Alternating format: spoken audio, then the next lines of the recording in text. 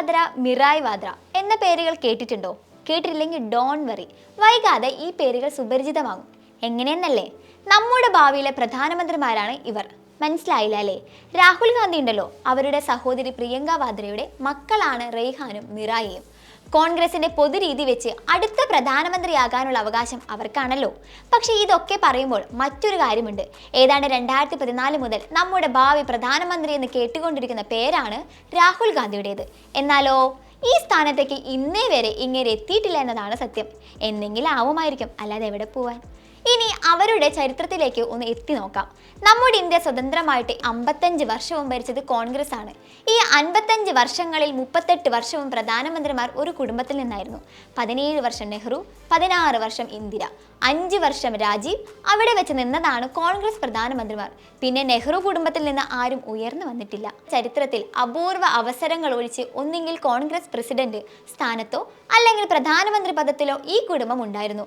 അങ്ങനെ പറയുകയാണെങ്കിൽ കോൺഗ്രസ് ഒരു കുടുംബാധിപത്യ പാർട്ടിയാണെന്ന് ഏതൊരു കൊച്ചുകുട്ടിക്കും മനസ്സിലാകും. അതൊക്കെ പോട്ടെ, നമുക്ക് പ്രസന്റിലേക്ക് വരാം. കഴിഞ്ഞ ദിവസം സഹോദരി പ്രിയങ്ക രാഹുൽ ഗാന്ധി ഉറപ്പായും ഇന്ത്യയുടെ പ്രധാനമന്ത്രിയാകുമെന്ന് പറഞ്ഞിരുന്നു. രാഹുലിന് രാജ്യത്തിന്റെ പൾസ് അറിയാം, രാഹുലിന് ആരെയും ഭയമില്ല, അതറിയാം ഇതറിയാം എന്നൊക്കെയാണ് പ്രിയങ്ക തട്ടിവിട്ടത്. പിന്നെ ഹിന്ദു ധർമ്മത്തെക്കുറിച്ച് രാഹുലിനുള്ള അറിവിനെക്കുറിച്ചും സഹോദരി വാചാലയായി. ഈ വിഷയത്തിൽ സംവാദത്തിന് വന്നാൽ പ്രധാനമന്ത്രിക്ക് പോലും പിടിച്ചു നിൽക്കാൻ കഴിയില്ലത്രേ. പ്രിയങ്കയുടെ വാക്ക് കേട്ടപ്പോൾ അണികൾ പോലും ഒന്ന് പകച്ചു പോയെന്നാണ് പൊതുവെയുള്ള ഒരു സംസാരം. പ്രിയങ്ക ഇതെല്ലാം പറയുമ്പോൾ തിരഞ്ഞെടുപ്പിനെ കുറിച്ച് പറയാതിരിക്കില്ലല്ലോ. ലോക്സഭാ തിരഞ്ഞെടുപ്പിൽ ഇന്ത്യ സഖ്യം വിജയിക്കുമെന്നാണ് ഇന്ദിരാജിയുടെ പേരക്കുട്ടി പറയുന്നത്.